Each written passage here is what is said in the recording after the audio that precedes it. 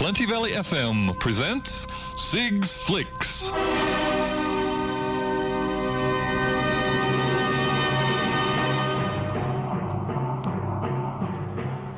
And the big man with the information and news on film is in the studio. Good morning, Sig.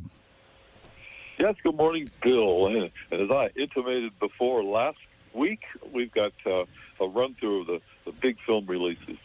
Barbieheimer. Barbenheimer, yeah, the two ones. And what an interesting marketing ploy it's done. Usually films don't release together because they don't want to compete with each other, and they sort of split the audience a bit. But this has had the exact opposite effect. These two are totally different films. And I'm talking about Barbie and Oppenheimer, of course, and you guys are going out there in droves, and it's really had an amazing resurgence. You bring good films, not sequels, and it goes really well. But starting off, Barbie is a very good film, coming in almost 2 hours, 114 minutes.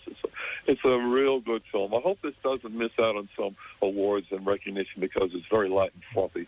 That's the whole idea, but there's underlying significance and things going there.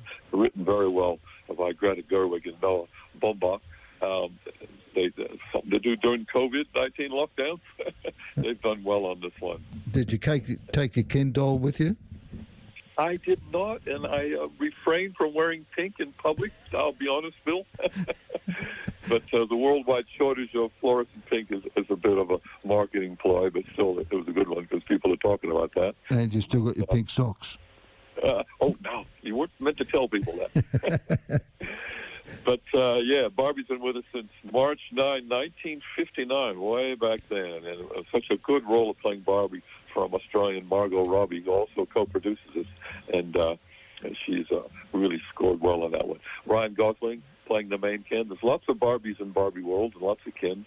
And Barbie is a totally flawless doll, of course, but she is having a few doubts about herself. And she needs to go into the real world and organize things and find out what's going on. And, there's film references everywhere. For example, the very beginning, the whole film is narrated very well by, occasionally, by Helen Mirren. And we've got a real all-star cast on this one. And there's film references. Like, for example, at the beginning, we have a lot of little girls playing with baby dolls and being normal. And then all of a sudden, this incredible statuesque Barbie doll appears in their iconic black and white striped swimsuit. And the girls start smashing their dolls, very much like a reference to 2001 Space Odyssey, the very beginning of that film. That's just one of the film references I'll give you, like the introduction to this segment. But we have references to Men in Black, and there's a hilarious reference to Mount Rushmore and The Godfather. That's just a couple of you might want to see. You're going to pick many others, I'm sure, that go from there. But there's hundreds of Barbies in Barbie World and lots of Kens as well. And the Barbies in Barbie Land control everything. Barbie is president, and the full bench of the Supreme Court is all Barbies, and they win all the Nobel Prizes. And Ken is actually, who came in to existence a bit later, is just virtually a handsome handbag. And he's very well played by, once again, Ryan Gosling, quite a varied actor in his role. But I love the name. Margot Robbie, she's a typical Barbie. She is a stereotypical Barbie. It's amazing what she does there. But also stereotypical Ken. And they go into the real world, and they are spotted by the FBI, and they're reported to the head of Mattel, so the toy company, the multi-million-dollar toy company which makes them. And the head of Mattel is Will Ferrell, playing a very hilarious role, and he wants to get them and find them and send them back to Barbie Land. One of the Mattel employees is America Ferrara, and she gives quite a very good speech about what it means to be a woman out in the real world to all the women there. And Barbie listens, interesting, and how she goes. And it's quite an interesting story. There's a lot of issues. The patriarch is still there. We've got gender inequality, which is talked about. Ken realizes in the real world that men control everything, and people actually notice him a bit more than the accessory is in Barbie Land. And so he gets a few thoughts there, learning in the real world to go through there. There's some real good production design in this as well, and costume design is very good. It just looks totally bonkers, totally over the top, which is the whole idea coming in 114 minutes. We even get Ryan Gosling singing, "I'm Just Ken." And, he's a good singer, so comes out well. We wish Greta Gerwig the best on this one because she's done a very good job with directing, and we should hopefully have some Oscar nominations. But we, as I said, maybe not because it's a bit of a light and frothy movie. We'll see what happens there. Is it a kids' movie?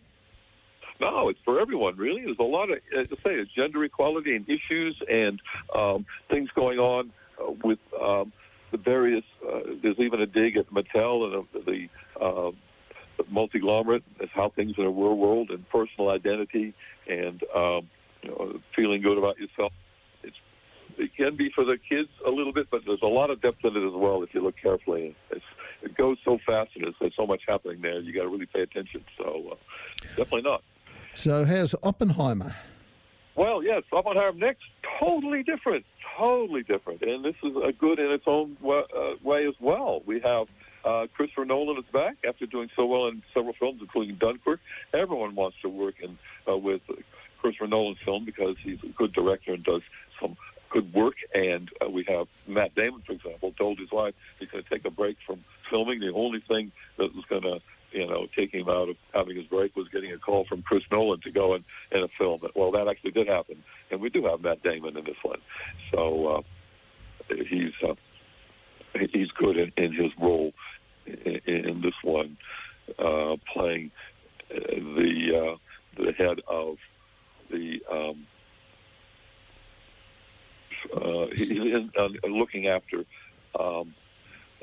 Oppenheimer in the Army in the Manhattan Project, where he plays a leader there. The CIA? Excuse me? It wasn't the CIA? Yeah. It was... no, he was in the Army, Matt Damon. Right. Sort of looking after, heading up the Manhattan Project. But the really good role was Cillian Murphy, the Irish actor who plays Oppenheimer himself in this movie, which goes for 3 hours. It's a long movie. It's incredible, playing the opening, the development, leading up the development to of course, the atomic bomb, which was dropped in Japan twice. But many of the things in this film are leading up to developing the atomic bomb and getting ready and working with the people involved and going over that. And it is it's quite good. Matt Damon, again, plays a very good role. Robert Downey is excellent in this one. He plays the head of Atomic Energy Commission. And we also have Gary Oldman. He plays Harry Truman quite well. And Casey Affleck. And there's many people in this one which go well.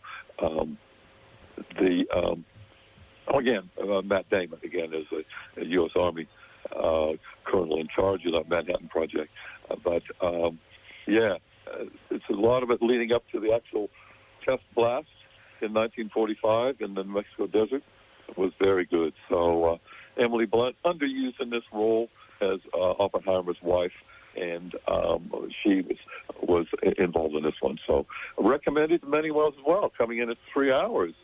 See it at IMAX and a big screen if you can get in there, but you have to wait a whole month. Unheard of for a film. Wow. Things are out for a month to get in there. So there was special filming made up for that too, wasn't there?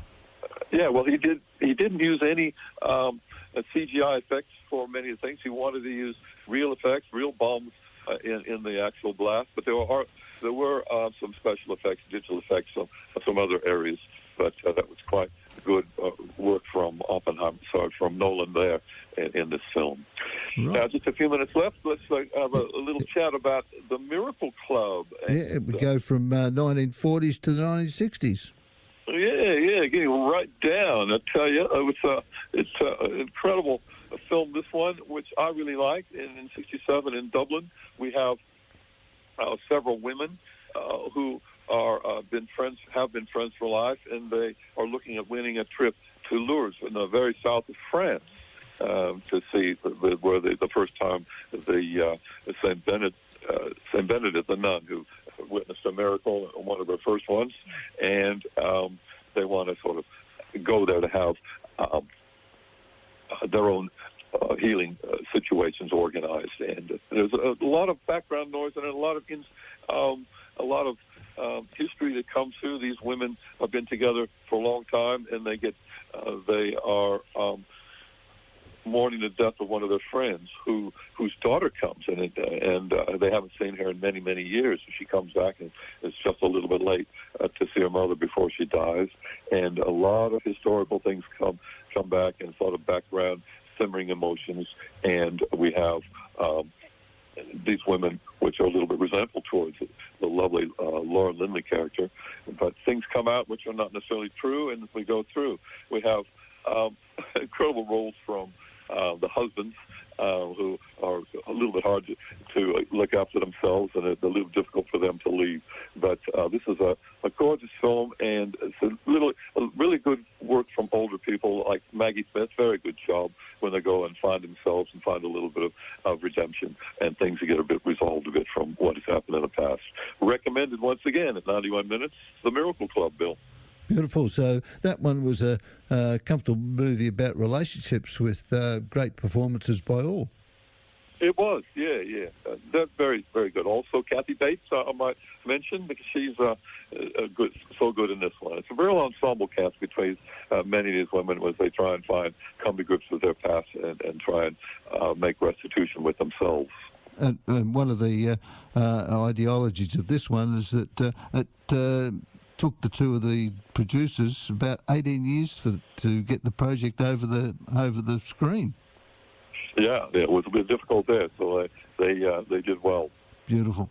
All right, thanks, Sig. And once more great information on movies. And we had Barbie Meyer, and we had the Miracle Club. Thank you very much for today. No problem, Bill. Okay, and you'll be back next week, and so will I. Same time next week.